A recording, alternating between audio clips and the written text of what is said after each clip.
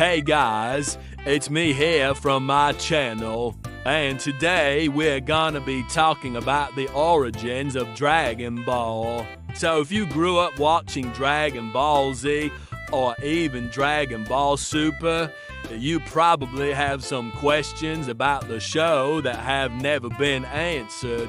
Like, how did Goku learn to fly? How did Raditz become a warrior? What is the deal with King Kai? The special is only 45 minutes long, but the amount of information we get in that short time is incredible. It gives us more insight into the world of Dragon Ball and the characters that inhabit it than all of the other specials combined. So let's go ahead and dive into the story of Dragon Ball Daima. Instead, she absorbs the life force of the nearby planet and grows to gigantic size. Kibito tries again to convince Buu to stop, but this time he gets no response. While he didn't have ki, he still possessed immense strength and durability. That being said, he was no match for the combination of Babidi and Buu, and soon found himself at death's doorstep. Just as Bibidi was about to deliver the final blow, however, he sensed something strange coming from the North Galaxy. However, Buu wasn't exactly the most obedient of servants. As soon as Buu arrived, she could sense the tremendous power Goku possessed.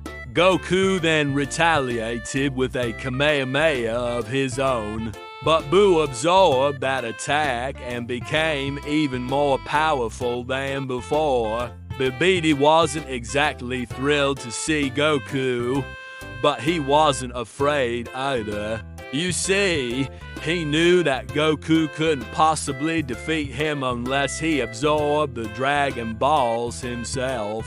With the threat of Majin Buu finally gone, the world could once again enjoy peace. So everything that happened in the special actually happened in the timeline. If you've never watched it before, I highly recommend you do so.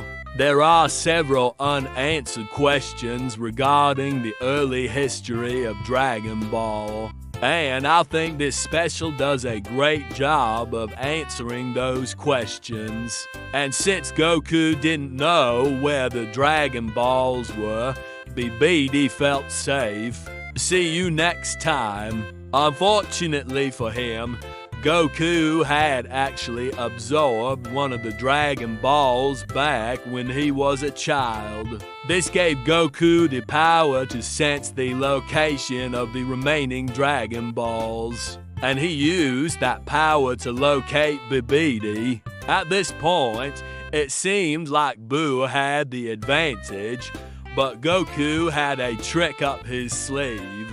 For a while, it seemed like Goku had the upper hand, but as soon as he got cocky, Bibidi used his magic to possess his body. At this point, Goku seemed like a goner, but luckily, Yub, who was now a child at this point, intervened. Yub attacked Bibidi with a powerful energy blast, which gave Goku's spirit the chance to escape his body. He unleashed the Kaioken times 20, which greatly increased his speed and power.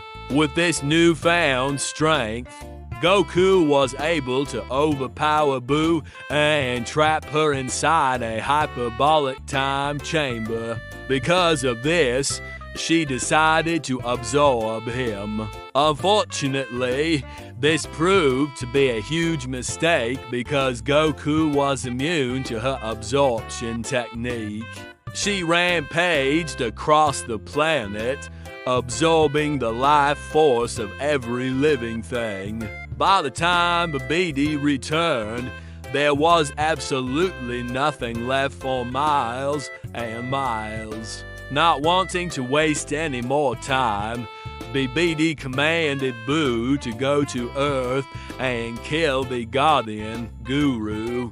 It was the power of the recently deceased Nail, who had just reincarnated as a Saiyan named Raditz. Sensing such powerful energy, Bibidi knew that it was time for him to retreat. Fed up with Boo's insolence, Kibito attacks her, but he, too, is no match for the overwhelming power of the Majin. Before long, Boo absorbs the life force of the entire planet, becoming more powerful than ever before. She then proceeds to obliterate Kibito and Grand Priest, leaving them both as lifeless husks.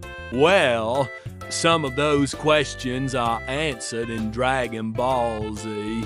Using the Dragon Balls, he wished for the ability to control Boo with his mind, which granted him godlike power over the universe. From there, he went around the universe, spreading evil and despair wherever he went. But thankfully, there was one person who stood in his way, the now elderly guardian of Earth, Guru. As you'll come to find out, Bibidi was actually a very evil wizard who enjoyed nothing more than causing pain and suffering to others. His sadistic tendencies would often put him at odds with the Kais, especially Shin, the supreme Kai at the time. Although he survived the encounter, Guru knew that he wouldn't be able to hold off Babidi for much longer. He summoned his followers once again and told them that they must find a new guardian for Earth. Unbeknownst to him, his wish was already coming true. One day, Bibidi kidnapped a young girl named Shu and brought her to an altar. Shenron had watched over the earth for centuries, waiting for the day when he would finally be needed. Now that day had come. He left the Dragon Balls and flew off in search of a worthy successor for Guru. He then began chanting a dark spell and enveloped Shu's body with magical energy. After a few minutes, she transformed into a creature made out of magic with no recollection of her former life. Bibidi named this creature Bibidi Boo, or simply Boo, and set her free to destroy the universe. However, there's still one major plot hole that has not been explained, and that's the origin story of Majin Buu. We know that he was created by Babidi, but other than that, we don't really know much about him, where he came from, or what his whole deal is. Well, luckily for us, the creators of Dragon Ball decided to make a special called Dragon Ball Daima to answer these burning questions. The special begins with a flashback to the days when Babidi was still alive. Buu traveled across the cosmos, killing anyone and anything that got in her way. Soon enough, her power and notoriety reached Supreme Kaishin, who sent two of his attendants to stop her. The first angel is known as Grand Priest, and the second is known as Kibito. As soon as Grand Priest lays eyes on Buu, he becomes infatuated with her and immediately challenges her to a fight. In their battle, Grand Priest transforms into a giant ape and attacks Buu with a barrage of punches and kicks. But despite Grand Priest's best efforts, Buu proves to be too powerful and easily defeats him. At this point, Kibito steps in and attempts to reason with Buu, but she pays him no mind. Now that all of the Kais were dead, Bibidi could finally complete his ultimate plan. With the help of his followers, Guru performed a ritual that allowed him to transform into a great ape. He disappeared along with Boo, leaving Guru to tend to his wounds. As you'll come to find out, Guru's energy signature was picked up by none other than Shenron, the Eternal Dragon. Meanwhile, Babidi had brought Boo to a desolate planet with the intention of having her lay low until he returned.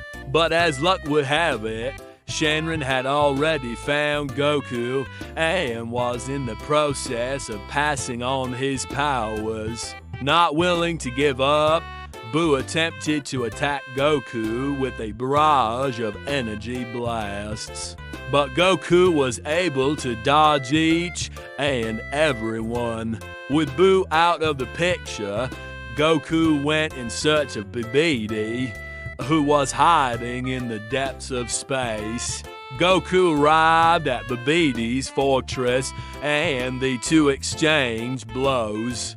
Goku immediately went to the lookout and used the Dragon Balls to restore everyone who had been killed by Majin Buu, including the Kais, Guru, and even Yube's father, Yuga. And that's the story of Dragon Ball Daima. Although the special took place long before the events of Dragon Ball Z, it's considered canon. Anyways, that's all I've got for you today. Thank you all so much for tuning in, and make sure to like and subscribe for more content like this.